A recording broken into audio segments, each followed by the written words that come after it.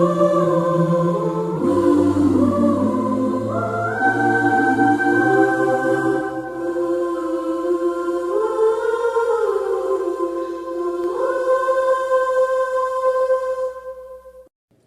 tonight, before I start this topic, firstly, I don't expect anybody to know all this stuff, and it's not important to my salvation to know all the stuff that I'm going to talk about tonight. We're going to talk about deception. We're going to talk about secrets, secret societies, how they control the world, who controls them, and all of those issues. And of course, we're doing this because of a biblical perspective. And that is very important, that we're looking at it from a biblical, prophetic perspective. And we're trying to find out how certain organizations control everything that happens around us, in the media, in the religious world, in the political world, so that the agenda of Lucifer to set up his kingdom as a counter to Christ's kingdom can come to fruition. Now, Jesus said in Matthew 24 that the very first thing that we should watch out for is what? What was the first thing he said? Yes. Be careful lest anyone deceive you. So deception is going to be the number one thing in the world. When you open the newspapers, when you open the conjectures of what's going on in the world, then the blame game is being played as to who is behind everything that's happening in the world. And that which is very public is probably what? Wrong. Probably wrong. So we need to know what the Bible says on these issues. And then another point. I'm not saying these things to scare anyone. People say, well, this is very negative information. What do I do with all this negative information? I have news for you. My negative information gets more negative. And then it gets worse. And then it gets abominable. But what is the ultimate solution to the problem? The stone that is cut out without human hands and gets rid of the whole structure. And ask yourself the question, why would the God of heaven have to come and destroy the whole system on earth, religio-political system? Why would he have to destroy it so that there's not a trace of it? Surely there must be something very wrong with it, right or wrong? Because God would not destroy Sodom and Gomorrah if there were 5 righteous in it. So there must be a very good reason why he is wiping it away. And why am I giving these lectures? Because God is calling people out of the system, and if you don't know what you're trapped in, how do you know what to get out of? Isn't that a reasonable thing? And if you make your decision like on Mount Carmel, I choose God, then God will protect you. And you have nothing to fear from the stone that will wipe out the system. You have nothing to fear. So I'm not afraid when I give these lectures. And I don't care what they do and the worse they get, that's their worries. I just want to be right with God. And that's all that matters. So don't worry about the negative. Look at the positive. The stone's going to come and going to sort out the problem. And the kingdom of God will be all surrounding. So what's the secret behind secret societies? Well, let's just go briefly into the last sections of last lecture. Do you remember the fourth beast, the terrible beast with the 10 horns? And the central horn that was identified by the Reformation as Rome. Is that correct? It was Rome. And the little horn power that was there between the eyes, who was it and what did the Reformers say? What did it represent? The horn that had the eyes of a man and spoke boastful words. Who did they say it was? Let's quote them. And please note that everything I'm doing is a quotation. I don't say anything. So if you're angry with me, you're angry with the wrong person. You must be angry with these people. And he doesn't mind because he's dead. Luther said, I know that the Pope is Antichrist and that his seat is that of Satan himself. That was pretty straight talk. The papacy is a general chase by command of the Roman Pontiff for the purpose of running down and destroying souls. That's what Martin Luther said about the papacy. What did John Calvin say? And this country is based very largely on Calvinistic principles, isn't it? He said, we call the Roman Pontiff Antichrist. He must have had a good reason as to why he said that. John Wesley said, he is in an emphatic sense the man of sin as he increases all manner of sin above measure. So they all said it. John Knox said that the Pope should be recognized as the very Antichrist. Now, the Bible calls him the son of perdition. That means it's the same title that Judas has.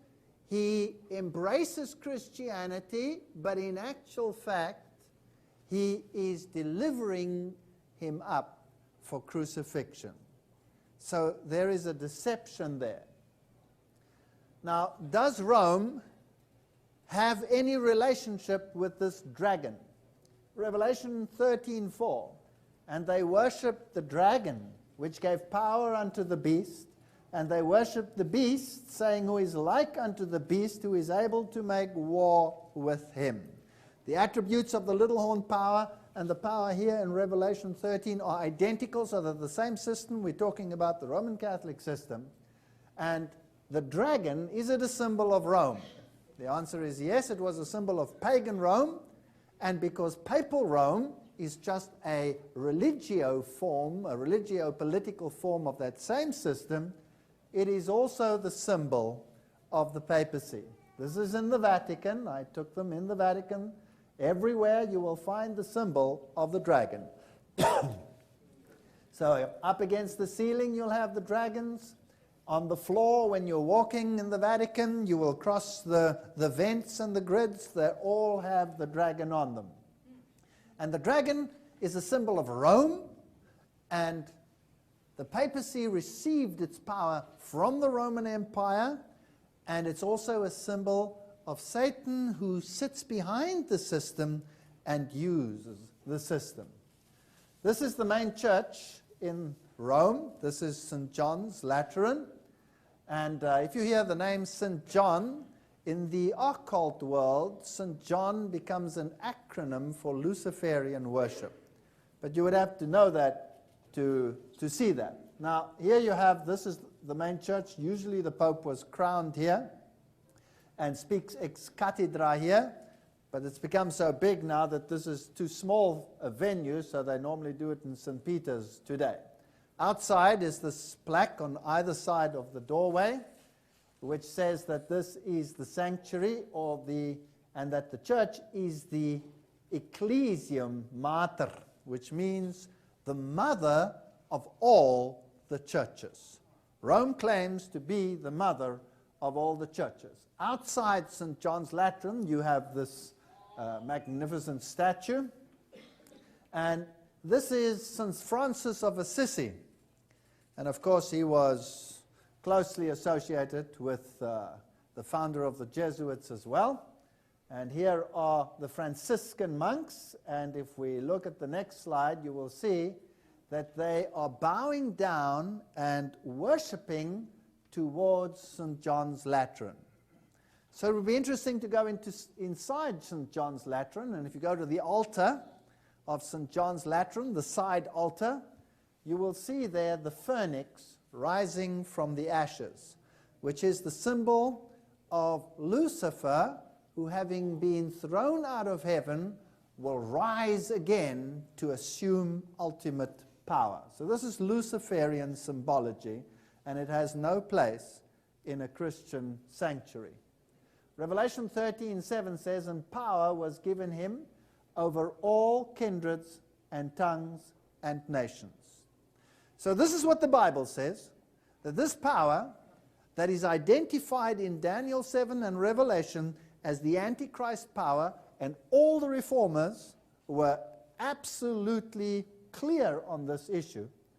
This power, says the Bible, will control the whole world. Is that what it says? So the question we have to ask ourselves, how does it control the whole world? Are we sure we're dealing with the right system? We're not making a mistake. Did the Reformation make a mistake? We have to ask ourselves. We want to be sure. Isaiah 47:8 says, "Therefore hear now this, thou art given to pleasure that dwelleth carelessly, that sayest in thy heart, I am and none else beside me." I am, taking the position of God. I shall not sit as a widow, neither shall I know loss of children. Rome says, I'm the mother of all the churches. And if you go to the Vatican, there they have the symbology of the woman representing the Church of Rome with the children clinging to her side. So she's the mother of the churches. She says she will not suffer loss of churches. Let's look at another symbol in the Bible, Revelation 17:4. And the woman was arrayed in purple and scarlet color. What is the color that the Roman Church uses? Those very colors. And decked with gold and precious stones and pearls, having a golden cup in her hand, full of abominations and filthiness of her fornication. So the Bible says she is a church with a golden cup in her hand. Does Rome assume this symbol? Oh, yeah. Yes, she does. This is the other statue on the other side of the entrance into the Vatican, the side entrance. And there you have the woman with a cup in her hand. And Rome is the only system that uses this symbol as for its church. So if you go to the Vatican coins, there's the same verse again. You will see that on the Vatican coin we have the cup with the solar blaze in it, because it is a system of sun worship. And if you want to find out more about that, there's a whole DVD on this issue called The Wine of Babylon, to show how all the Babylonian rituals are incorporated within the Roman Catholic system. And on the coins of the Vatican, it says there, City del Vaticano, and at the bottom it says Fides. Now, what does Fides mean? So let's go to the highest occult sources, and we'll go to Albert G. Mackey, 33-degree Freemason, who was the Freemason head that initiated Albert Pike into Freemasonry. So this was a high Freemason, and he wrote, "The right hand has in all ages been deemed an emblem of fidelity, and our ancient brethren worship deity under the name of Fides." So here we have it, from the horse's mouth. Or fidelity, which was sometimes represented by two right hands joined, which is a symbol used in Freemasonry, and sometimes by two human figures holding each other by the right hand. Numa was the first who erected an altar to Fides, under which name the goddess of oaths and honesty was worshipped. So this is goddess worship. It's basically Isis worship. And Isis is a symbol for Lucifer. So the Bible says that the dragon, Satan, gave him his power and his seat and great authority. So behind the system sits Lucifer. Then why does the system publicly propagate a form of Christianity and use the name Jesus Christ, when the Bible says that the dragon is the real power behind the system? Now if we go to the book by Gary H. Carr, The Origin of Secret Societies, or En Route to Global Occupation, the book is called, he will list the ancient mystery religions from Babylon leading through Kabbalism, Gnosticism. Then he lists the Knights Templars, Rosicrucians, down to Freemasonry, which then controls Marxism, American and European secret and political societies, as well as the banking elite and the World Council of Churches. So that's about everything, isn't it? That's about everything. And the New Age movement. Well, we know that they do that because The magazine that the Freemasons gave out used to be called the New Age, until they changed the name to the Scottish Rite. So the mystery Babylonian religion gave rise to Kabbalism, where everything is turned round. Good becomes evil, and evil becomes good. What does the Bible say about that? Woe to those who call good evil and evil good. And this is what Kabbalism does. Everything is turned round. Yahweh becomes Satan, and Satan becomes Yahweh. So this is dangerous stuff. The Islamic societies are part of it. Gnosticism, founded by Simon Magus, according to a high Freemason, Eliphas Levi, became sorcerer to Nero. And from this source, we have the Petra, the Peter. The Simon Petra was probably Simon Magus and had nothing to do with Simon Peter, the apostle. Then the Knights Templars were a Roman Catholic order, and out of them, the Rosicrucians, the Jesuits, and Freemasonry. And please note that the Islamic societies worked together in a secret union with the Knights Templars. Now, who were the Knights Templars? This is their symbol. Some very famous churches use this symbol today. And they were the knights that were to control the temple site in Jerusalem. And they became very famous and very, very rich. They controlled the entire monetary system, basically, of the then-time world. And then in October 1307, the order was banished. The French king had them all arrested because of what their indiscretions were. Apparently, they worshipped Baphomet. Now, this is the symbol of Baphomet, the androgenic male-female deity who is the symbol of Lucifer, and he is the symbol of light, the lux, the light that comes from darkness. By the way, they say darkness is greater than light because in the beginning there was just darkness and the light came out of the darkness, so the darkness must be greater than the light. So he has a dark side and he has a light side. So he's worshipped as the light side, Lucifer, and he's worshipped as the dark side, Satan. So he comes in two forms, and he's male, female, so it doesn't matter whether it's a male figure or a female figure, it's one and the same thing. So the charges brought against them was that the ceremony of initiation into the order was accompanied by insults to the cross, denial of Christ, and gross obscenities. There were sexual rituals involved in their order. The adoration of this idol, which was Baphomet. Then there were some other issues like the Mass.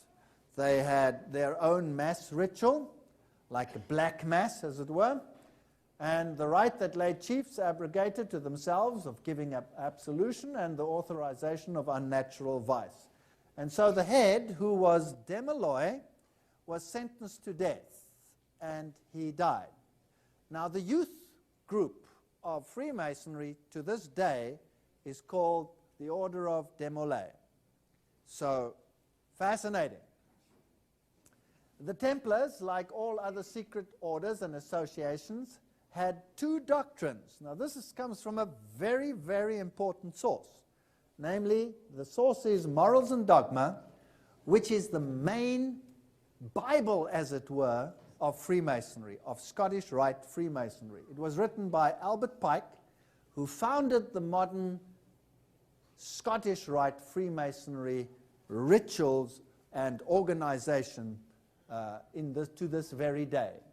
So he says that the Templars had two doctrines, one concealed and reserved for the masters, which was, what is that funny name again?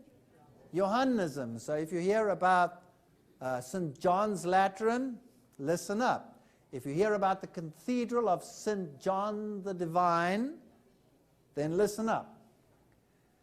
So the one was reserved for the masters, which was Johannism, which is an acronym for Luciferian worship, and the other public, which was Roman Catholic. Now this is horrible. In other words, the poor, uninformed, the Goyim, the catechumens, they were fed Catholicism and were led astray without knowing that they were being led astray by shifting the worship away from Jesus Christ to Mary, for example. Mary becomes the mediator.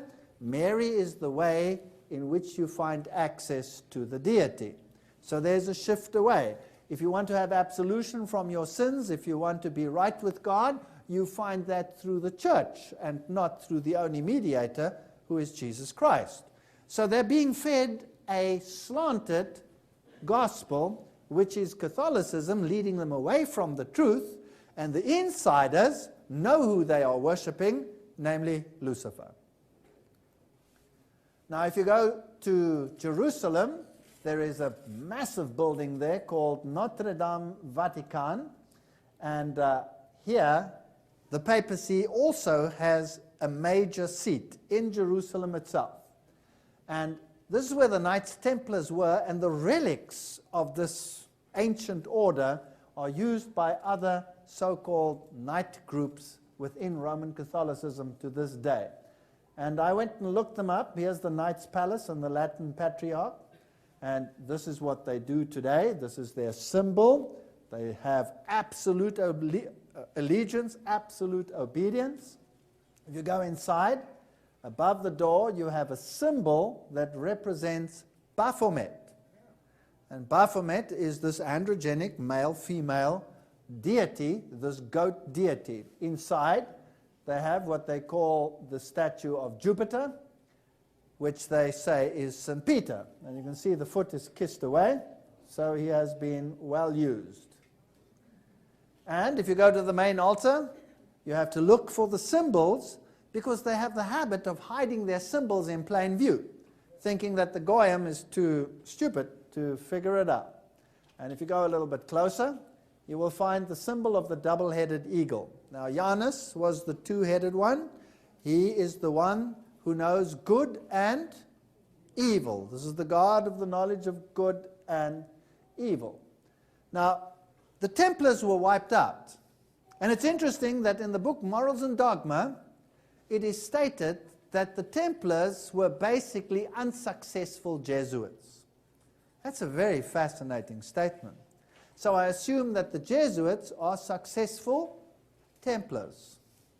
So let's have a look at the Jesuit order and why it was founded. It was founded on August 15, 1534 by Ignatius Loyola, and it was sanctioned by the Pope as a counter to the Reformation.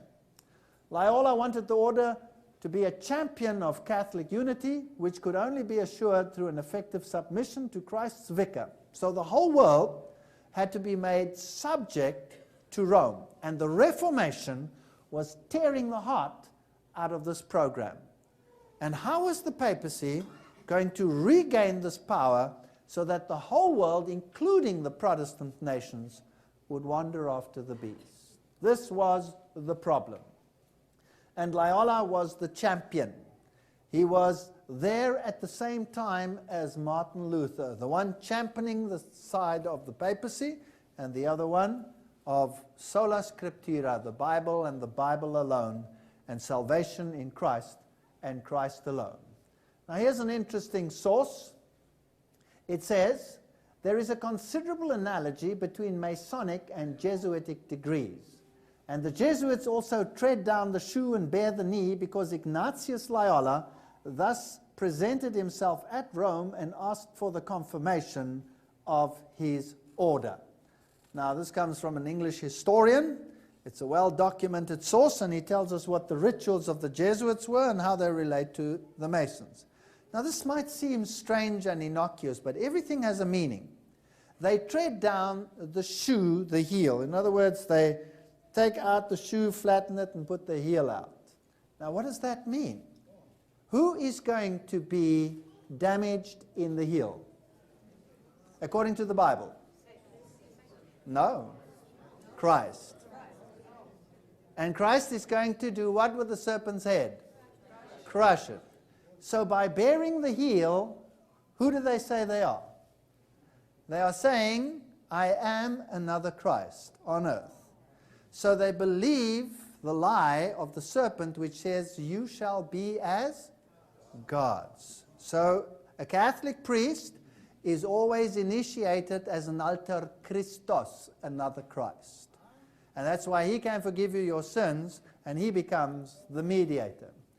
Here is the Jesuit oath, or parts of it. We're not going to deal with any great depth in it. Basically, he says that he promises before Almighty God that the papacy is the head of the Catholic or universal church, and that any kingdom or prince or state or commonwealth of governments, all of them are illegal if they don't have the sanction of the papacy. So every government in the world has to be made subject to the papacy. They go on to say that they will destroy all heretics and Protestants, and that they will go to any part of the world in order to annihilate them. They promise that they will have no will of their own. No will of their own. Do you know that Christ died so that you could have freedom of choice? Freedom of choice was so important, he was prepared to die for it. He could have made Adam and Eve a robot that couldn't have sinned, but he didn't. Now, this is rather terrible. I further promise that I will, when opportunity presents, make and wage relentless war, secretly or openly, against all heretics, Protestants, liberals. Now, a liberal is someone who takes the liberty of thinking for himself and doesn't subject himself to papal dogma. As I am directed to do, to expedite them, exterminate them from the face of the whole earth, and that I will spare neither sex, age, condition, that I will hang, waste, boil, flay, strangle, bury alive these infamous heretics. And then it goes on to say how they will do this. And now they have done this. If you look at history, the battles against the Valdenses, for example, how they annihilated them, they used all of these techniques. So history bears out that this is exactly what they did, and that they would use the bullet or the piano chord, whatever way, whatever means, the ends justifies the means. So the Counter-Reformation set out to regain that which was lost in the Reformation. And the great Reformation countries on the planet are which ones? Which is the mega Reformation country in the world? Germany, United States, Southern Africa, where all the Protestants are, Australia, New Zealand. Those are the countries that have to be subjected. So I'm going to take you to the south of Germany. Here is one of their big monasteries.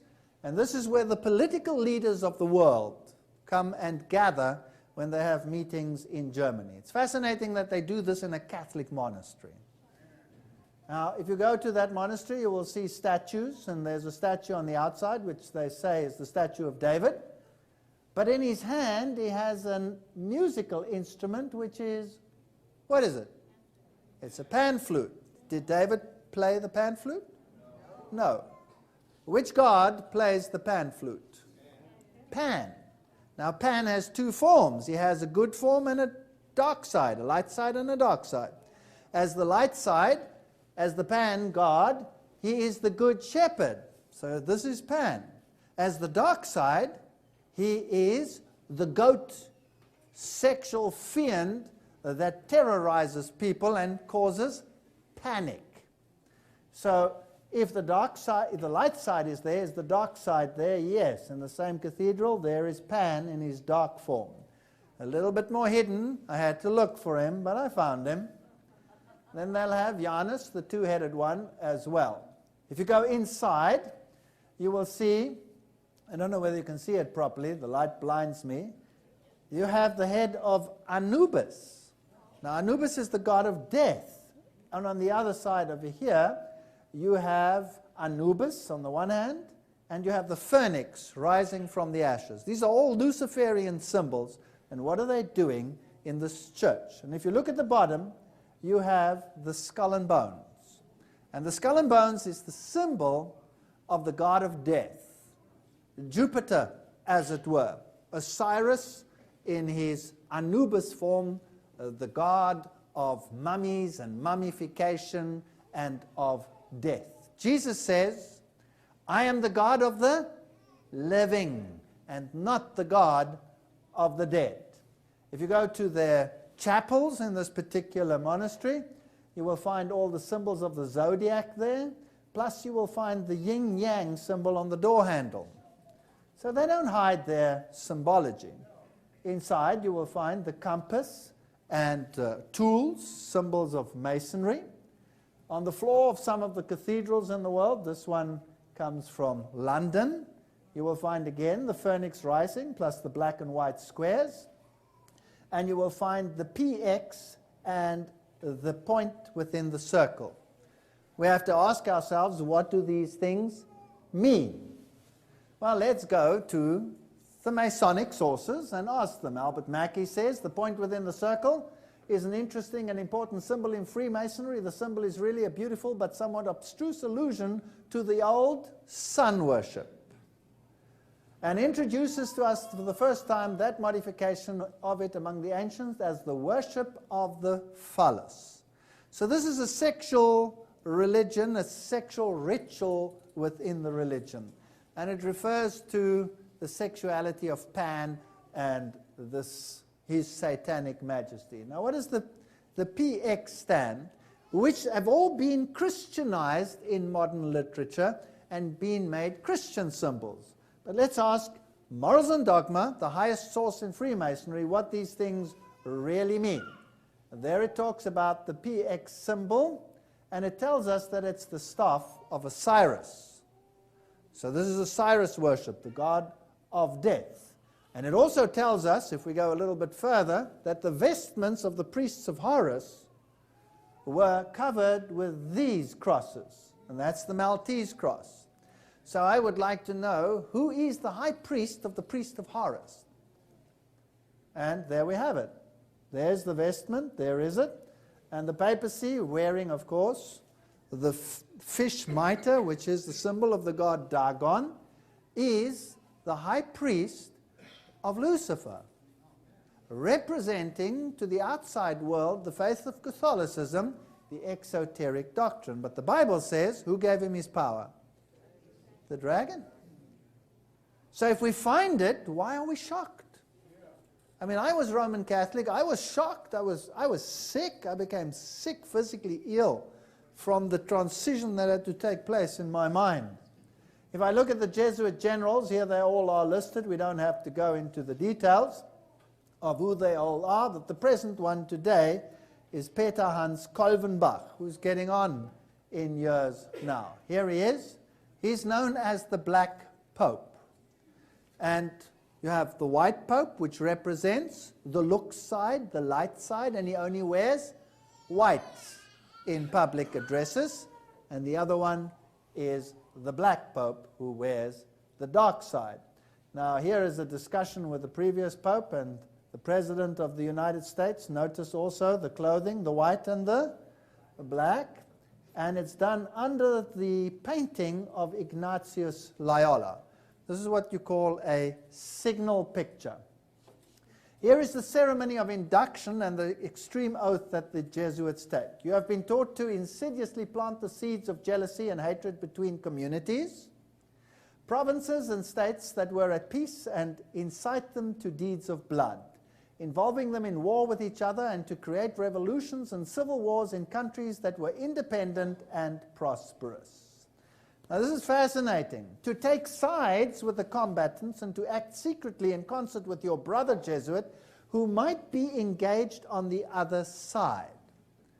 So you have two sets of principles in the world, both being controlled by Jesuits, rubbing themselves up against each other to achieve an objective. And they call that, as we will find out, order out of chaos.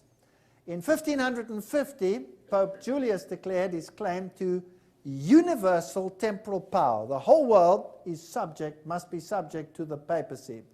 And he claimed that the nation and kingdom that will not serve me shall perish. So that is the aim of the system, to get the entire world under this rulership. The right of deposing kings is inherent in the supreme sovereignty which the popes, as vice-regent of Christ, exercise over all Christian nations. Cardinal Henry Manning, 1892, Archbishop of Westminster. So let's look at some of the facts. The main aim of the Jesuits today still is the destruction of Protestantism. Here is a quote from a very reputable source. We cherish at the bottom of our hearts this principle that whatever does not unite with us must be annihilated. So you're either with them or you're not. Protestantism is already wearing out and sinking to decay. Yes, we are destined to insult its last agonies, to march over its broken skeleton and scattered bones. Oh, let us hasten this dissolution by our strong and united efforts. Protestantism is becoming decomposed. It is falling to pieces. We are beginning to gain from it men of note. That's fascinating. And Protestantism in the world is falling apart. And Protestantism is running back to Rome in the ecumenical movement and saying, forgive us for what we have done in the past. And it's time to rekindle the Reformation. They want to destroy Protestantism. I cannot impress too much or impress upon the minds of my readers that the Jesuits, by their very calling, by the very essence of their institution, are bound to seek by every means, right or wrong, the destruction of Protestantism. That's why they exist. And in this country, as in my country, as in every country in the world, where they are present, there will be chaos. So that out of the chaos, they can create their new order. We are heading for cataclysmic times. Here is a quote from the brothers Karamazov from Russia. Those are the worst of the Catholics, the Inquisitors, the Jesuits. They are simply the Romish army for the earthly sovereignty of the world in the future. With the Pontiff of Rome for emperor, that's their ideal, but there's no sort of mystery or lofty melancholy about it. It's simple lust of power, of filthy earthly gain, of domination, something like a universal serfdom with them as masters. That's all they stand for. They don't even believe in God, perhaps, he says. Well, they believe in a God, but not the God who we serve. The power of the general shall be unlimited. Ignatius Loyola, the founder of the Jesuits, said this, that should he deem it necessary for the honor of God, he shall even be able to send back or in another direction those who have come directly from the popes. So the Jesuits control the Roman Catholic Church. Let me tell you something. If you opposed the Roman Catholic Church, another order, if they opposed them, they were eliminated. They were killed. In French Revolution, the Dominicans were virtually wiped out because they had taken over the Inquisition. It had been taken away from the Jesuits and given to them, and they've taken it back. And they didn't mind having them totally eliminated. They will even fight against their own system in order to have the ascendancy. This is the Jesuit general of the time, Michelangelo Tamburini, in 1720, speaking to the Duke of Brancas. He said, "See, my lord, from this room I govern not only Paris, but China." So if you think the rise of China is something that is not under some control, think again. Not only China, but the whole world, without anyone knowing how it is managed. So this order, the Roman Catholic champion order, a military order, because there's a general at its head, is in the process of taking the whole world under its wing. The Pope's confessor, an ordinary priest, must be a Jesuit. He must visit the Vatican once a week at a fixed time, and he alone may absolve the Pope of his sins. So that's fascinating. To this day, it must be a Jesuit who is the confessor. Now this man over here with the very friendly face was John Baptiste Jansen, and he was the Jesuit general from 1946 to 1964. And we have to ask ourselves, what does he do in order to control the entire world? Surely people will say, what are all these Jesuits doing here? So they use front organizations and another front organization and another front organization. And so they control the chaos and whatever they want to produce. So he controls the sovereign military order of Malta, the Knights of Malta, which is a Roman Catholic order with its seat in New York. We will come back to that. Scottish Rite Shriner Freemasonry, the Order of the Illuminati, the Knights of Columbus, the Knights of the Ku Klux Klan, B'nai B'rith, that's Jewish Freemasonry, the Nation of Islam, and its private army called the Fruit of Islam. Now that's fascinating. They will do whatever it takes to create the chaos. Well, who was one of your most famous Fruit of Islam members?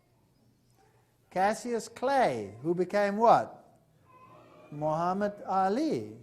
And he became a spokesman, and the fermentation of conflict started to emerge, with both sides being powered by the same system. The Ku Klux Klan, which is anti-black, and some of these black consciousness movements and the Fruits of Islam going in the opposite direction, and you have thesis, antithesis, and you clash them against each other until you get the system that you want.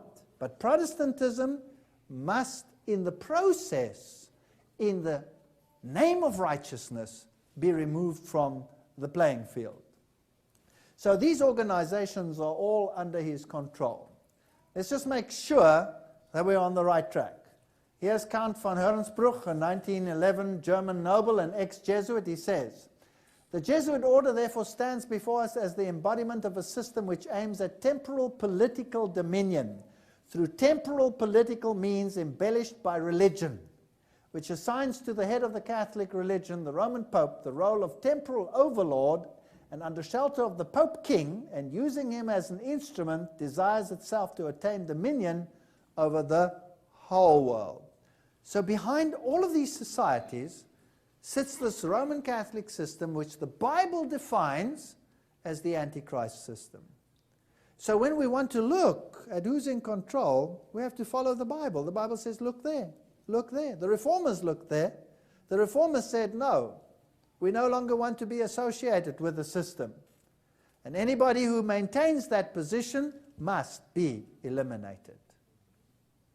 Moreover, the Pope has thousands of secret agents worldwide. This is Dave Hunt, the Baptist historian. He says they include the Knights of Columbus, the Knights of Malta, Opus Dei, and others. So this is common knowledge. I'm not saying something new. Now, this is a very important quote. Very important. It comes from the Grand Design Exposed. The truth is, it's a quote. The truth is, the Jesuits of Rome have perfected Freemasonry to be their most magnificent and effective tool, accomplishing their purposes amongst Protestants. Now, Rome creates modern Freemasonry, which is an ancient tradition of Luciferian worship, whether they want to accept that or not. And they create it, and they forbid Roman Catholics to join it. The top structure in the Roman Catholic Church, of course, runs it. They control it. And they incorporate Protestants into it. They initiate them through their process, lead them eventually into Luciferian worship, train them, and send them back into the world as Protestants, publicly proclaiming Christianity, Protestant Christianity, but secretly practicing something else. Now, is that deceptive, yes or no? So we have to know what is their policy, what do they teach, and then we can pick it up in their dogma, and we can find out whether we are being deceived or not. And that's where we're heading. So we need to know what they believe. What does Freemasonry teach? Remember the double-headed eagle, which is the symbol that they use? Here we find it in the Roman Catholic churches. It is a Roman Catholic symbol, and that was there before Freemasonry was there. from the Jesuit College of Ingolstadt is said to have issued the sect known as the Illuminati of Bavaria, founded by Adam Weishaupt. Now, who was Adam Weishaupt? He was a Jesuit. The French Revolution, who was that run by? It was run by Jesuits. All the great characters, Voltaire, all of them, they were Jesuits. It is curious to note, too, that most of the bodies which work these, now, very important where this quote comes from. It comes from Isis Unveiled, and that's Blavatsky. This is a channeled work, and she is one of the top esoterists in the world. If you want to be in the esoteric movement, this is where you have to go eventually, to Blavatsky. This is Lucifer worship in its highest form. Notice what she says. She says, it is curious to note, too, that most of the bodies which work these, such as the ancient and accepted Scottish Rite of Avignon, the Order of the Temple, and then she mentions a whole number of them, the Grand Council of the Emperors of the East and the West, Sovereign Grand Prince Masons, etc., are nearly all the offspring of the sons of Ignatius Loyola. So she's saying that all of the rituals in Freemasonry were derived from whom? The Jesuits. Then she says, the Baron Hund, Chevalier Ramsay, and mentions Zinzendorf and all of these others, and numerous others, who founded the grades in these rites, worked under the instructions from the general of the Jesuits. So here it is, from the horse's mouth, from their own occult sources, that they and their rituals come from the Jesuits. Now, what are their rituals? And what do they believe in the inner esoteric circle? Remember that most Masons, like most Catholics, don't know anything about the secret religion. They have an outer court of people who are totally ignorant. They can go from the lowest to the highest degree, which is the 32nd degree, without being aware of anything. If you have enough money, you can buy yourself up within 3 months. Zap, you've got it. And they're totally unaware. But the elite is being taken out and being trained in other areas to become Luciferians. Let's watch this. Morals and Dogma. This is their own writing, and if you study it, which I don't suggest anyone does, you will find it. It says here, under the 32nd degree, the occult science of the ancient Magi was concealed under the shadows of the ancient mysteries. It was imperfectly revealed, or rather disfigured, by the Gnostics. It was guessed at under the obscurities that cover the pretended crimes of the Templars, and is found enveloped in the enigmas that seem impenetrable in the rites of the highest Masonry. All right, let's sum that up simply. Basically, he's saying the occult science of the ancient Magi is found in the rites of the highest Freemasonry. Right or wrong? That's what he says. So Freemasonry, according to Morals and Dogma, is occult. He writes further, Albert Pike writes, every Masonic lodge is a temple of religion. This is a true religion revealed to the ancient patriarchs, which Masonry has taught for many centuries. So every temple is a temple of religion. If you go public on this issue, they say, well, Albert Pike was not important. Who cares about Albert Pike? They just said so on national television in Canada. They are lying, as I will show you. He says over here, Morals and Dogma, this is very important. The Bible is an indispensable part of the furniture of a Christian lodge. So if you have lodges where there are Christians who are members, the Bible is on the altar. But the Bible is not the book, it's just a symbol of religion. And so he says, only because it is the sacred book of the Christian religion, the Hebrew Pentateuch in a Hebrew lodge, and the Quran in a Mohammedan one belong on the altar. And then he says, and one of these, and the square and the compass, properly understood, are the great lights by which a Mason must walk and work. Now, which one? Which one? Is it the Bible? Is it another one? What do they teach? Now, we had the privilege, just before we came here, to go to the highest lodge in the world, which is the one in Washington, the 33-degree Scottish Rite Freemasonry Lodge, where all the great people of the world, the presidents of the United States, who most were 33-degree Freemasons, are pictured against the wall in a great display. And inside, they have their temple room where the worshipful master sits. Notice there are only 3 candles because the Masonic Lodge only has 3 lights. The north, being the throne of God, is in darkness because Yahweh is the God of darkness in Freemasonry. And we were able, because they've opened up some of this to the public sometimes to go in, we were able to photograph their main altar. And on the altar, you have all of these books. Isn't that fascinating? Yeah. You want to see what they were? There, I've lightened them up for you. The Bible, the Quran, and then the one that says the most amazing thing, the Veith, and it is the one that says the following: the royal science of God realization. How that we are alter Christoses, how we are God. All on this altar, right there in the lodge. Masonic author Pearson admits the Masonic legend stands by itself. It is basically Osiris worship, or Bacchus worship, or Dionysius worship, or Phrygian worship. It has nothing to do with Christianity.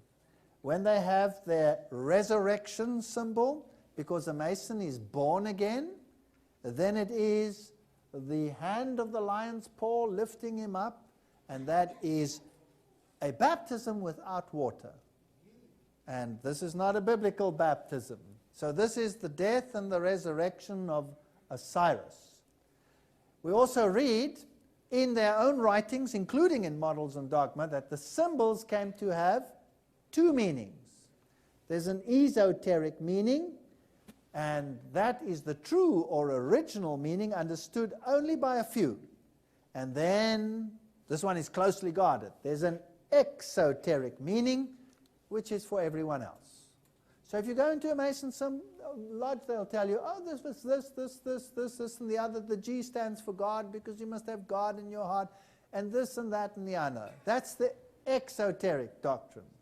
The G actually stands for generative principle, which is the sexual ritual of the union of good and evil and immortality through sexuality. It's quite a sick little makeup of here. Albert Pike says, Masonry, like all religions, all mystics, mysteries, hermetisms, alchemy, conceals its secrets from all except the adepts.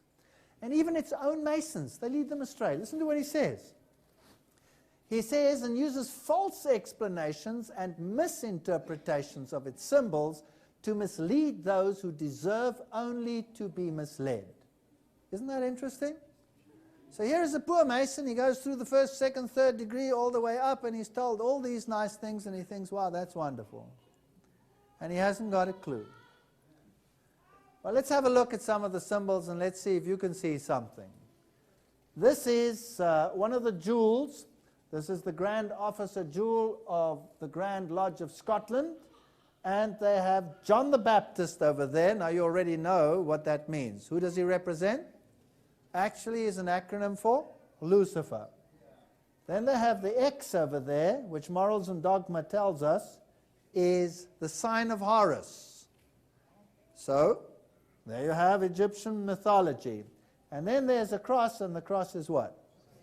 Upside down. So that tells you something about the real meaning of the symbology. So let's have a look at a little bit of the Scottish Rite with all of its levels. Here is the headquarters that we went to in Washington. This is the headquarters of the Supreme Council of the Scottish Rite of Freemasonry. Outside, you have these sphinxes, and the one has the eyes closed, and the other one has the eyes open. They say this is wisdom and darkness, the knowledge of good and evil. That's basically what it means. The temple has 33 pillars, and every pillar is 33 feet high, and the entire temple is 33 meters high. Everything is in 33s. Its value is estimated today at about $460 million to build it, just to build it today.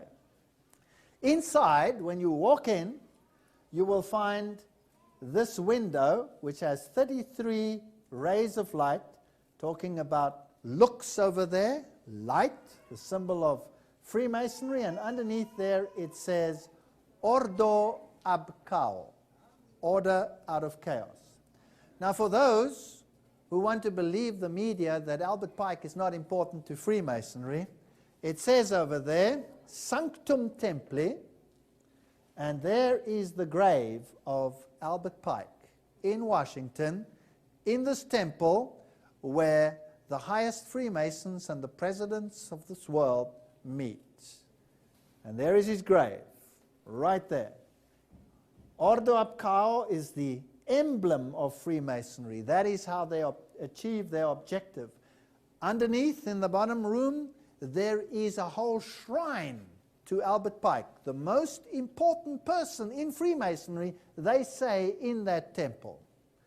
And here he is. He was one of the highest occultists of our time, and he wrote Morals and Dogma as a channeled work. And it is horrendous to read that book, by the way. And here we are in the library of that very lodge, and I'm pointing there to the book Morals and Dogma. So for those critics who say that this book is not important in Freemasonry, I would have them look at these pictures. This is the inside of the book. Good. Now, the 33rd degree, what does this mean? Well, this is James Shaw, and he's explaining the ritual that he went through as a 33rd degree Freemason. He says, "May the wine I now drink become a deadly poison to me, as the hemlock juice drunk by Socrates, should I ever knowingly or willfully violate the same." They drink this wine out of a human skull. It's like a skull and bones ritual, symbol of the god of death. Here are some of the symbols of Freemasonry. This is a very common one. You will find it on some motor vehicles, and many companies will use it. If you thought that the Star of David had anything to do with David, think again. It is the generative principle, the two triangles, or the two squares joining into each other. The one is the Star of David, symbol for Kabbalism, as it were, and the other one is the symbol of Islam, the two squares within one another. And the compass and the set square has a sexual connotation. The G stands for geometry, it stands for generative principle. And if you look at it, that is the symbol. If you dot the lines, then you will find that it is the Druid star, which is, of course, all over your flag as well and everywhere else in the world. If you turn it upside down, you have the goat of Mendes, so you have the positive and the negative side to this. Let's ask them what it means. Dictionary of Mysticism says, "It is considered by occultists to be the most potent means of conjuring spirits." That's the pentagram. Yeah. Now, how frequently do you see the pentagram in your country? Every time you look at a flag, everywhere, it's everywhere. Here is the pentagram, and let's see what Mystic Masonry writes about what it stands for. It says it is far more important that men should strive to become Christs than that they should believe that Jesus was Christ. And now we're coming to very important doctrines. So they believe in the deity of man. And they're taking away the deity of God and applying it to themselves. What did the serpent say in the Garden of Eden? "You shall surely not die, you shall be as gods." So they believe in their immortality, and they believe that they are gods. So they believe the serpent.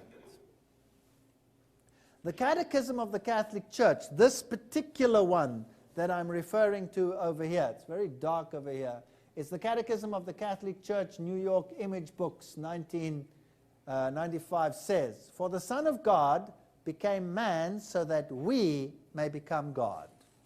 That's pretty blatant. So that's serpent worship. The public exoteric catechism doesn't say this.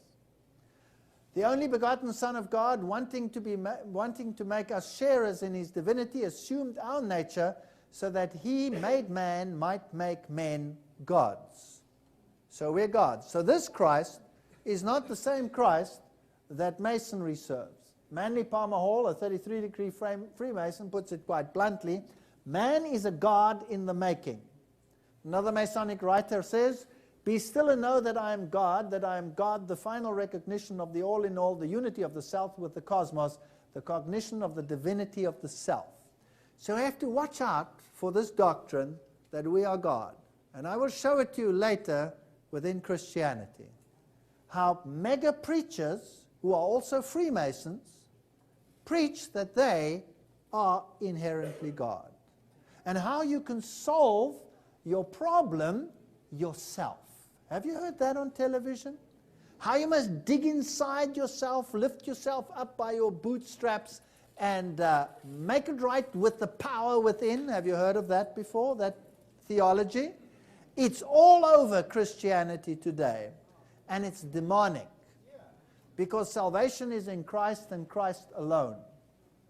Mystic Masonry writes, the perfect man is Christ, and Christ is God. That is the true right and destiny of every human soul. So we are Christ. We are Christ. This is female Freemasonry. You get Job's daughters, and other orders as well. This one over here is the symbol that they use in the Eastern Star Freemasonry is the upside-down pentagram. And, well, I won't go into the details as to what it all means. It also has, of course, these horrendous sexual connotations. Now, they say it is a white brotherhood, but that's only for the uninitiated.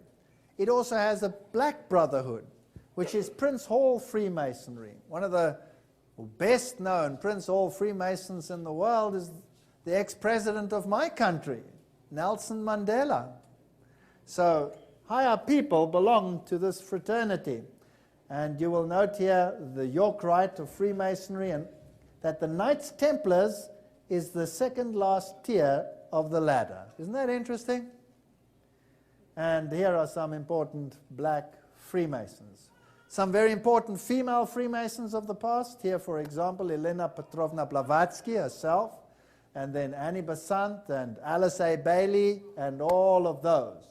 This was Blavatsky, and subsequently Alice A. Bailey. These are the writings that are used by the United Nations to plan the New World Order. They're using Blavatsky's writings. My father-in-law was very high up in occultism, very high up. And he was probably related to the Count Sadi, because his name was Sadi. So my wife derives from that lineage. And Sadi, the Count of Sadi, was one of the 3 founding fathers of the Illuminati. So my father-in-law, I'm telling you a little bit of secret about my own life, taught me many, many rituals of an occult nature, which I don't want to go in tonight. And he also, when he died, left behind a whole host of books. But before he died, that's a long story, he was in serious trouble because he was very ill, and he lost part of his limbs, and he had to take back the books to the esoteric center. And one day he asked me whether I could help him, because he had no one else. So I was carrying these huge cases of books and taking them to the Sun Temple where the channel in Africa lives, and delivering them there. And I happened to come in with my son-in-law, and the chief channel of Africa thought I was one of them. And so he became very chatty, much to the disgust of my father-in-law, who nearly died of a heart attack right then. And he showed me letters that he'd written to presidents of the most powerful countries in the world. Hint. plus to Britain, and all of these, plus answers that he had received. I saw them with my own eyes. And not so long ago, I wanted to get some very specific information, and I decided to be very, very naughty. And I prayed about it a lot because, you know, in this job you get a lot of criticism. You get a lot of criticism. And the writings of all of these people like Blavatsky and all of them are out there in the world. You can get them. But not everything is in there. You need the originals. And I knew where the originals would be. And I wondered whether I could sneak out a copy so that I could verify some of the things which I was saying. And so we prayed about it, my wife and I, and we decided if God wanted to open the way for us, then we'd do it. This is dangerous. Don't you do it. And we went and knocked on that temple door, and I introduced myself, and I said, I have the daughter of my father-in-law with me. She's my wife. And immediately the doors opened for us. And we went in. So I asked the man, I need the original copies of Blavatsky's writings. And he said to me, you can't have them. So I said, but I need them. He said, you can't have them. And then he asked me a dangerous question. He said to me, what esoteric group do you belong to? And of course, I'm not allowed to lie because the Bible says thou shalt not bear false witness. So I said, I belong to none. I only know what my father-in-law taught me, which is true. And he was quiet for a while. And then he says, well, I've got all these books for you. And I said, yes, I know them. And he says, we teach esoteric classes and all of these, and these are all the prescribed books. I said, yes, I know.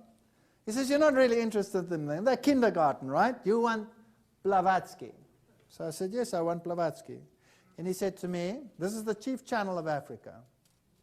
He says, do you know that every country has a channel, right? A channeler. That's one who is in contact with the other world and brings the information as to what direction politically and otherwise a country should go. That's why I had all these letters with thank you letters from presidents and prime ministers of the world. And these people are taken seriously in the United Nations as well. They are taken very, very seriously. This is an occult world we are living in. And then the man said to me, if you are with Blavatsky, if you want her, then you have arrived. So that's how important she is in the occult world today. And he went downstairs and he brought up his version and he put it down. And he said, look at it, but you can't have it. So I said to him, I would be very interested in having it. He says, no, you can't have it. Not even if I'm dead can you have it. And then he shocked me by saying, when I'm dead, it goes to a particular theological school, a Protestant theological school, where they train the preachers or the professors in theology. So that's scary, isn't it? That's scary.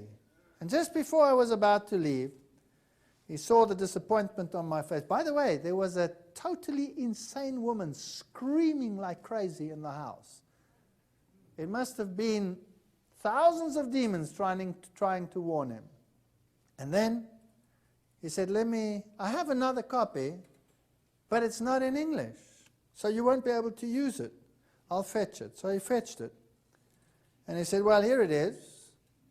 And I said, well, what language is it in? He says, well, you won't be able to use it because it's in German. So I didn't want to seem too enthusiastic, so I said, I think I could muddle through, perhaps. So he said, okay, I'll give it to you, because you are the son-in-law of Taysadi. I'll give it to you. I said, how much do I owe you? He says, it's priceless. You cannot pay it. You cannot pay it. But give me 200 rand and take it away. Now what's 200 rand? 200 rand divided by 7, then you have it in dollars. It's nothing. So I have them. And I can verify what this woman wrote, every single word. I don't want to read it because it's demonic. but I want to use it for certain quotes where she says very, very specific things which we need to unmask deception. So these things are important and they are alive. If you look at their symbology, the cornucopia, for example, which is on many political parties' emblems. It says over here the cornucopia, or horn of plenty, was a double-sex symbolism. It was masculine and the inside was feminine. The fruit inside symbolizes reproductiveness of the female. It's a sex ritual. And many of the religions of the world have sex symbology in it. I don't want to go there, but we might be able to get there in some other lectures. Here you have the god Horus pointing to his mouth like this. Silence, secrecy. Dionysius and all of these gods did the same thing. Here's Hippocrates, which is the same as Horus, also pointing with his finger to his mouth, and he also has the cornucopia. And this is the symbol of Freemasonry, the pointing to the mouth and quieting. Notice the three candles again. The north is always in darkness. And the symbols of astrology. Astrology, says the Encyclopedia of Freemasonry, is a science demanding respect. What does the Bible say? It says it's diabolical. What is the god of Freemasonry? Now let's get to the nitty-gritty. This is Eliphas Levi, very high up in Freemasonry. He was a wizard.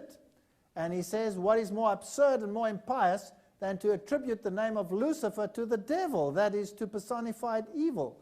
The intellectual Lucifer is the spirit of intelligence and love. It is the Paraklete, the advocate. It is the Holy Spirit, where the physical Lucifer is the great angel of universal magnetism.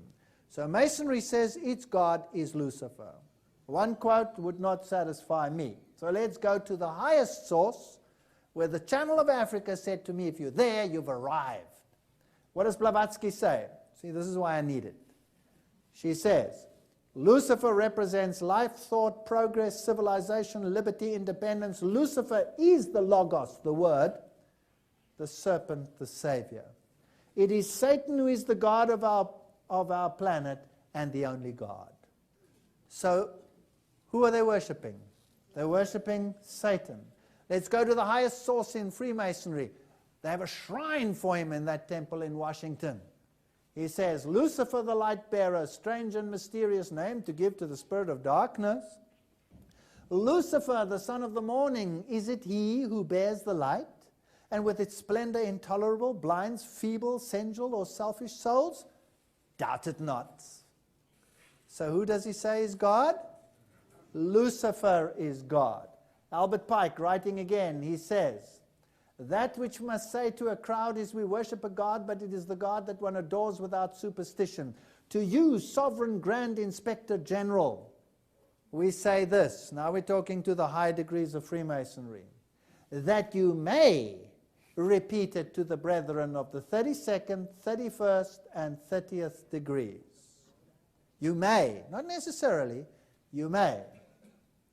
The Masonic religion should, by all of us initiates of the high degrees, be maintained in the purity of the Luciferian doctrine. Wow. Then he says, if Lucifer were not God, would Adonai, whose deeds prove his cruelty? So they run down the God of the Bible and they lift up Lucifer. This is horrendous stuff. Albert Pike says, the true name of Satan, the Kabbalists say, is Yahweh, reversed. Remember, occultism uses reversal.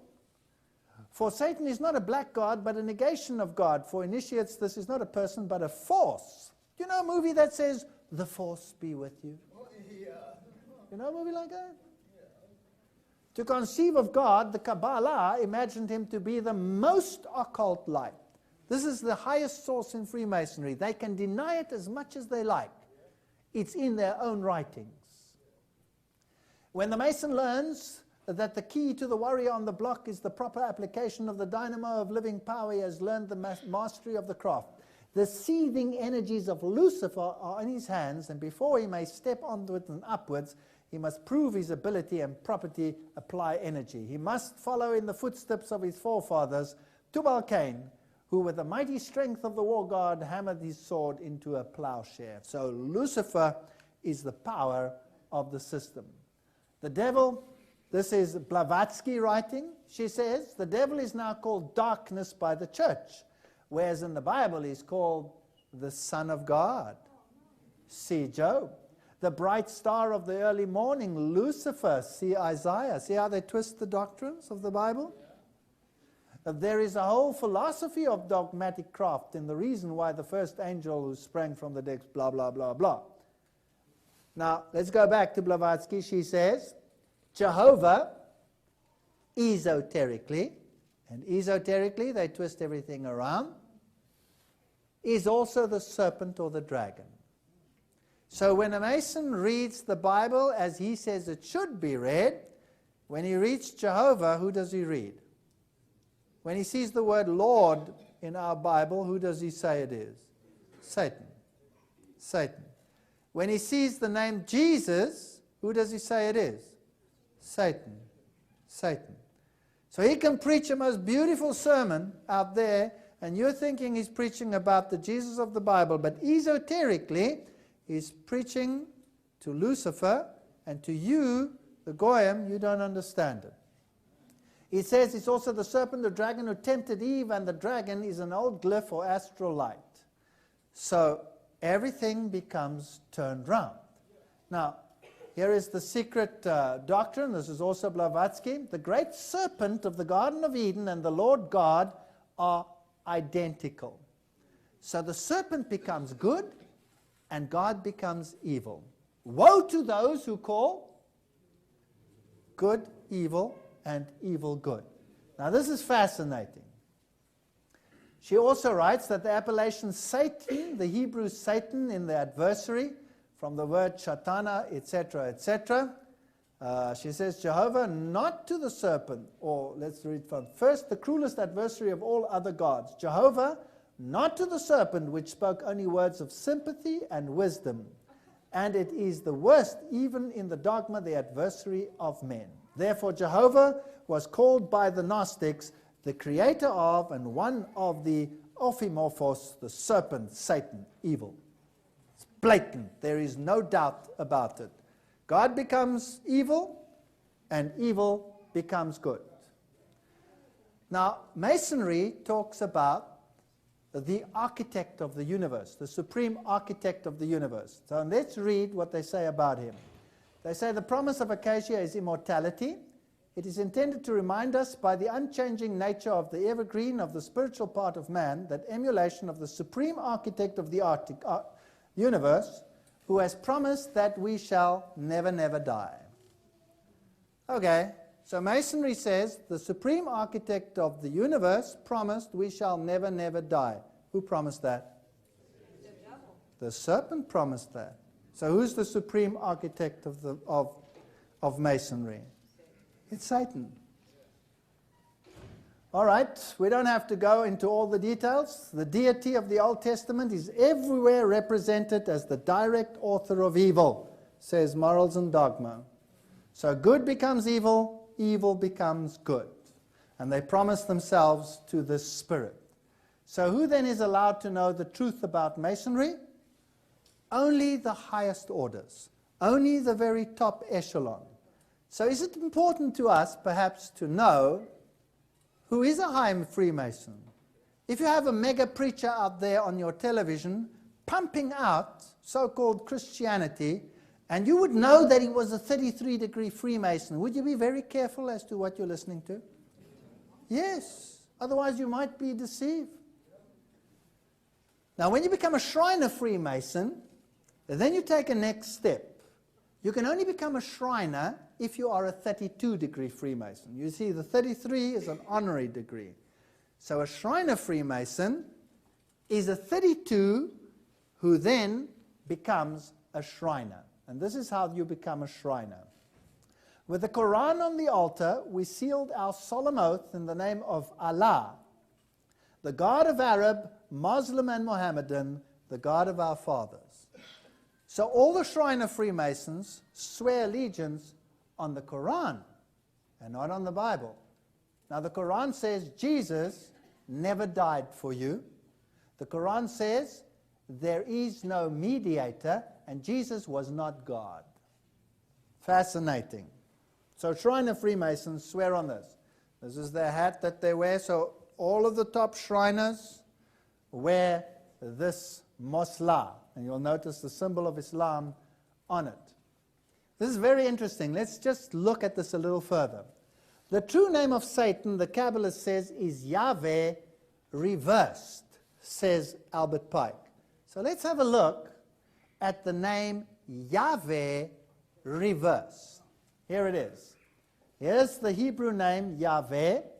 Now let's do a reversal. Let's flip it round and reverse it the other way as well. Flip it up round as well. So now you have a total reversal of the name Yahweh, upside down. Now push it together, and then what does it spell? It spells Allah in Arabic. This is interesting. The true name of God is Yahweh reversed. So it becomes Allah. So Allah is an acronym for whom? For Lucifer. This is scary. Let's go to the main lodge over here in England. This is in London. Let's have a look at that lodge. Well, we don't have to go into all the details here. Here is the entrance. The Druids of Britain, of course, have this ancient knowledge. So the Druid priests, many of them are rock stars, by the way, and they get knighted, and so they're called Sir so-and-so and Sir so-and-so, and they are the mega rock stars of the world, and they're actually Druid priests, and they worship at Stonehenge, Luciferian. When you enter in over the pentagram, and if you look a little bit up on the facade, you'll find the symbols of Freemasonry. Let me make it a little bit bigger. You have two covering cherubs over an ark. Remember that Satan wants to be like the Most High, but please note the feet of the covering cherubs. What kind of feet have they got? Goat feet. So this is the worship of the goat. So now I've shown you Catholicism in its esoteric form, directed and controlled by the Jesuits, is Luciferian worship. Catholicism, through the Jesuits, controls Freemasonry, which in its inner esoteric circle is Luciferian. Now, which are the secret societies that this mighty power controls? So how will Rome gain control over the entire world? Well, firstly, the Knights of Malta. Each group gets a separate activity. The Freemasons are in the foreground, while the Jesuits and the Knights of Malta are in the background, so you don't hear too much about them.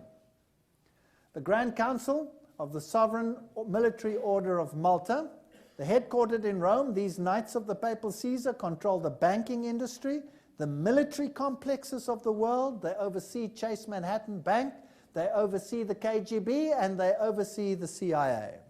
Does that make you happy? Good. And they're subject to the Jesuit general. So Cardinal Egan is the cardinal for the armed forces of the United States of America, and he's the Knights of Malta. And these are mighty, mighty men. This was Cardinal Spellman during the war, and today, this is the man in control over here, Edward W. Egan. Let's have a look at some of the Knights of Malta members. This is a Roman Catholic order. And here we have Anderson and Allison and Bertie and Bonapartes and all kinds, Pat Buchanan. Do some of these names begin to ring a bell? Prescott Bush Jr., Frank Capra, William Casey, Giscard d'Estaing from France, Alan Dulles. Interesting, right? And Edward Egan, of course, and John Farrell and Flynn, and who are some of the others? Let's have a look here. The Otto von Habsburg, who was the one who, well, in Germany. Heinrich Himmler, who was a Knight of Malta. J. Edgar Hoover. Do you remember him? Well, he's in the main lodge in Washington with his Shriner hat on, so who did he swear allegiance to?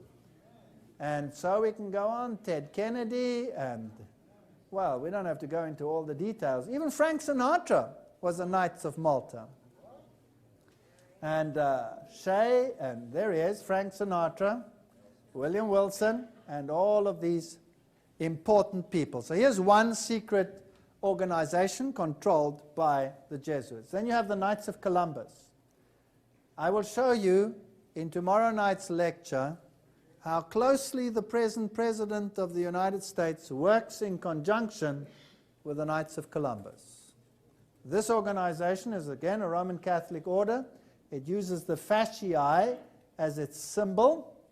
The Knights of Columbus, founded at New Haven, and what do? They are Roman Catholics, and only Roman Catholics are eligible to be in that order, and they have Roman Catholic politics at heart, and they are steering the United States towards a Roman Catholic controlled organization. Their symbol is the fasciae, which you will find on the Capitol building right at the top. The fasciae is a bundle of rods tied together, and in Roman times, the consul of Rome would put it on top of the Capitol, interesting name, and if everybody accepted and bowed down to him, he'd put a wreath around it, so you'll find on the Capitol building fasciae with wreaths around them. Roman Catholicism, secret rule. For today's Rome considers the fascist regime the nearest to its dogmas and interests. And this is what the Civiltà Cattolica, which is the Jesuit magazine, says. Quote, "Fascism is the regime that corresponds most closely to the concepts of the Church of Rome." So if you're feeling you're moving towards a totalitarian control system, then this is what Rome says is going to happen. Another organization they control is Opus Dei. Opus Dei is a semi-secret religious lay order whose paramount objective is total support of the papacy and of the most conservative principles of the Catholic Church, Council of Trent. Its members have dedicated themselves with their personal corporative wealth to be the blind instruments of the Church, the Jesuit general. And then one day in 1974, the Vatican gave official permission for Catholics to join a Masonic lodge. This is Avram Manhattan writing about the Opus Dei. They control banking. Some of the presidents of the world, like the president of Portugal, was a Opus Dei, etc., etc. Many of them control many issues. Then you have the Order of Skull and Bones. Now, notice that the skull and bones is the symbol of the god of death, and we found it in the Roman Catholic cathedrals in the world. This particular chapter here, Skull and Bones in America, is chapter 3:2:2. Genesis chapter 3, verse 22 says, "Now man has become as one of us, knowing good and evil." Now, Anthony Sutton, educated at the University of London, Göttingen, and California, former research fellow of the Hoover Institute, Stanford University professor. So this is a top man. He wrote many things about these things, and boy, did he pay for it. And here is the ritual of Skull and Bones.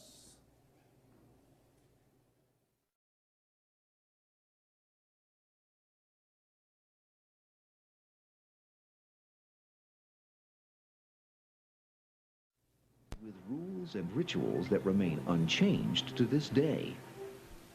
The Skull and Bones initiation ceremony is said to be held in April in the tomb's basement. One distinguished member serves as master of ceremonies. Once enrobed, he is known as Uncle Toby. The shortest senior is appointed Little Devil and dons a satanic costume. A bonesman with a deep voice is dressed as Don Quixote. Another is dressed as the college's founder, Elihu Yale. Still another is given papal vestments. It would all be funny if it weren't for the fact that among the former bonesmen are three presidents: William Howard Taft, George Bush, George W. Bush. All right, so that's Skull and Bones. Now, what does it really mean, and who are the individuals involved? Let's have a look at this one. Absolute secrecy is also required. In his 1999 autobiography, George W. Bush devotes just one sentence to his membership in Skull and Bones. Quote, "My senior year, I joined Skull and Bones, a secret society so secret, I can't say anything more." Isn't it interesting that Jesus said, I have done nothing in secret? Nothing in secret. The best-known bonesman is ex-President George Bush, who, according to tradition, is supposed to avoid admitting he's a member. Mr. President, are you a member of Skull and Bones? Leave the room. American Journal got a similar response when we recently asked George Bush Jr., the governor of Texas, about his membership. Does it still exist? The thing is so secret, I'm not even sure it still exists. Now what about in the previous election, the opponent was John Kerry, right? Now, he's also a Skull and Bones member. So here we have an interesting interview. You were both in Skull and Bones, the secret society. It's so secret we can't talk about it. What does that mean for America? The conspiracy theorists are going to go I'm wild. sure they are. I don't know. I haven't seen the web. Number 322? First of all, he's not the nominee. And, look, I look Are forward... you prepared to lose? No, I'm not going to lose. You both were members of Skull and Bones, a secret society at Yale. What does that tell us? Not much, because it's a secret. Is there a secret handshake? Is there a secret code? I wish there were something secret I could manifest. 322, secret number? There are all kinds of secrets, Tim, but one thing is not a secret. I disagree with this president's direction that he's taking the country. We can do a better job, and I intend to do it. They are sworn to brotherhood. Sworn to brotherhood. Above all things, so it would make absolutely no difference during that election as to who would have been the president, right? And it'll make no difference in the next one either, whoever it is. Because Bill Clinton was a Demolay. And it says so in their own Freemason magazine. And his wife is in the same party. So even if she becomes president, it'll make no difference. So this is what is written in this famous book that we quoted a moment ago. The Illuminati had its origin at the University of Ingolstadt, and recruits were from the student corps. The order had its origin at Yale in 1833, but Skull and Bones is a chapter of the German secret society. The German origins are denied at Yale, but during the temple raid, because they raided the temple in 1876, the entrance found a card on which was written from the German chapter presented by Patriarch D.C. Gilman of D50. This is how the order is put together. You have the Council of Foreign Relations, then you have the Bilderbergers, you have the Inner Core, the Outer Core, then you have the Atlantic Council, the Bohemian Club, and you have the chapter 322 over there. Now, if you look at the arrangement, it's the wedge of the eye of Lucifer. And it is the Illuminati, which is the central core of Freemasonry. The Round Table is the same sort of thing, the Council of Foreign Relations, the United Nations, the Bilderberger Group, the Club of Rome, the Royal Institute of International Affairs, and the Trilateral Commission also make up the hexagram. The number 6 becomes very important. We saw the Bohemian Club was part of it. Here is the edition of Newsweek of 1982, and it says the world's most prestigious summer camp, the Bohemian Grove, is now in session 75 miles north of San Francisco. The fiercely guarded 2,700-acre retreat is the country's extension of San Francisco's all-male, ultra-exclusive Bohemian Club, to which every Republican president since Herbert Hoover has belonged. Then it lists some of the people that are active there in the Grove. And of course, recently, one of your journalists managed to sneak in and take a little video before he was removed. And let's have a look what he saw, just briefly. It's such nonsense. The owl is in his leafy temple. The owl is in his leafy Let temple. all within the grove be reverent before him. up your heads, O ye trees, and be ye lifted up, ye everlasting spires. For behold, here is Bohemia's shrine, and holy are the pillars of this house. All right, I'm not going to show the whole ritual. Holy are the pillars of this house. This is pantheism. Remember, in the Bible you had grove worship, and God forbade grove worship. And all the hierarchy of Israel were constantly in grove worship. This is pantheism. We are part of nature, and nature is part of us, and the pillars of the house are the great redwood trees that are in that particular grove. They have an owl over there. They bow down towards the owl, and the owl of Bohemia is the wise one that sees in darkness. So this is the knowledge of good and evil. Many of them walk around naked. Then the priest has papal vestments on, and he has a ritual human sacrifice. And then the microphones scream out the death knells of this human sacrifice. So it is an enactment, as it were, of the ancient pagan rituals. And every single president has been part of it.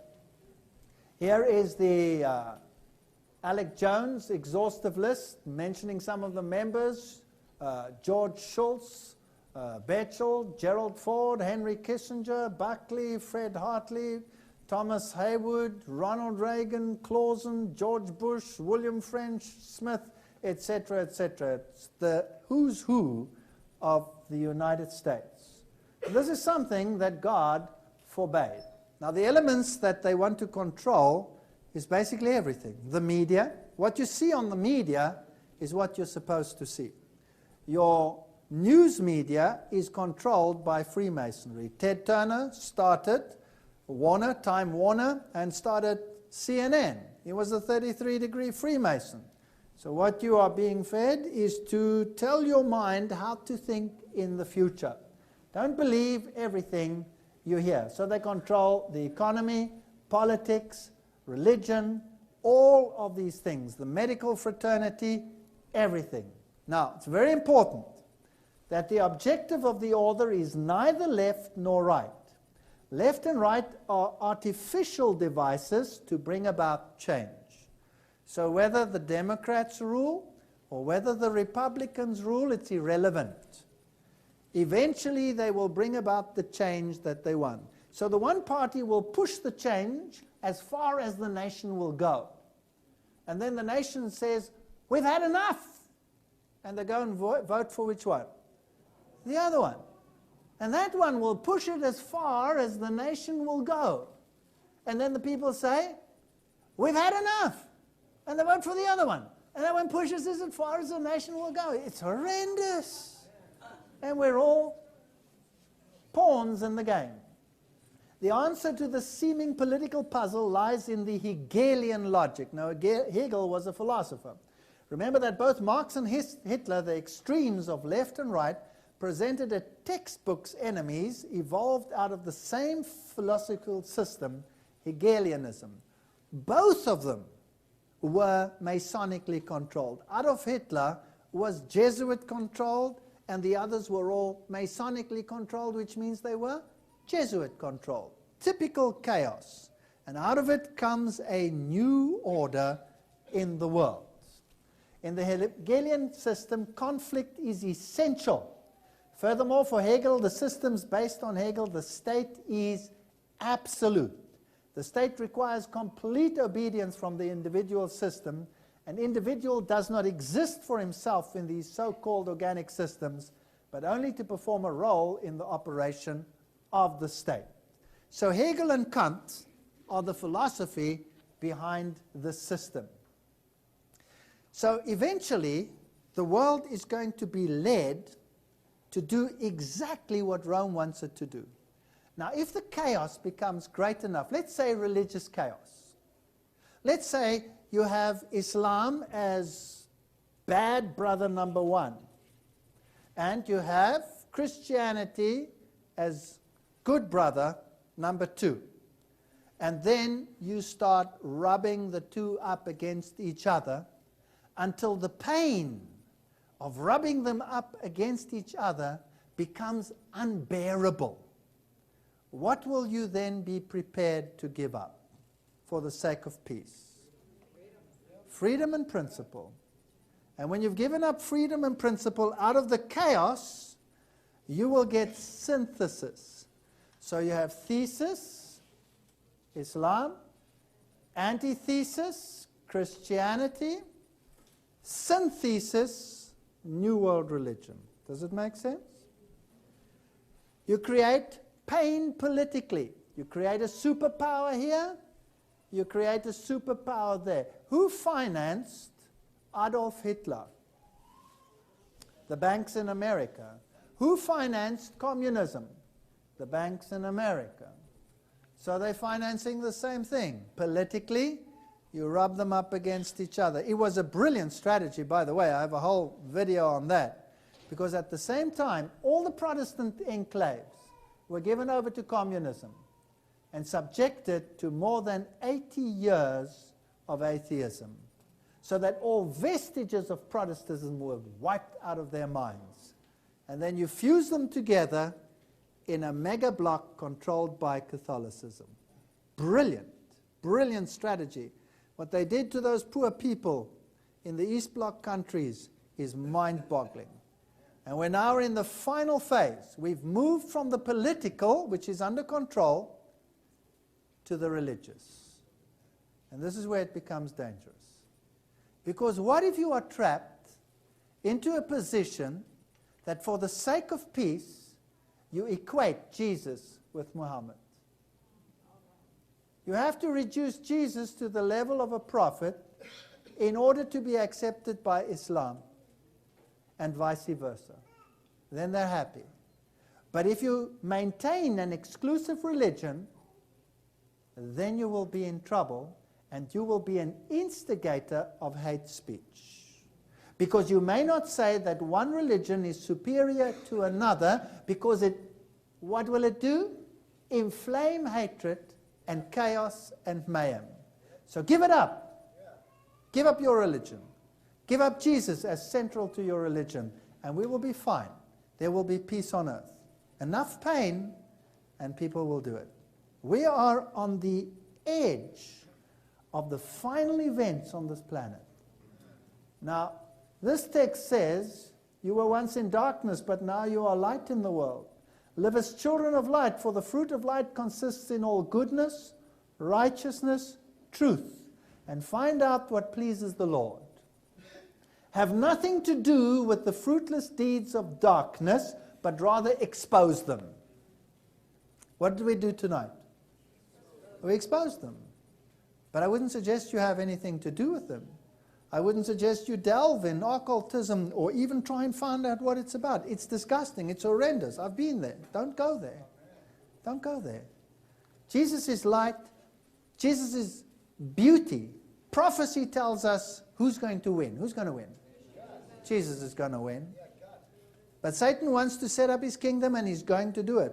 Tomorrow night we'll look at how he has achieved to bring about this one world political religio system through the chaos that he has created, and where we will be going from then. And then we'll look at the very final events proclaimed in the book of Revelation, and we will see that we are at the door. At the door. We are speaking very boldly here because the time is very short.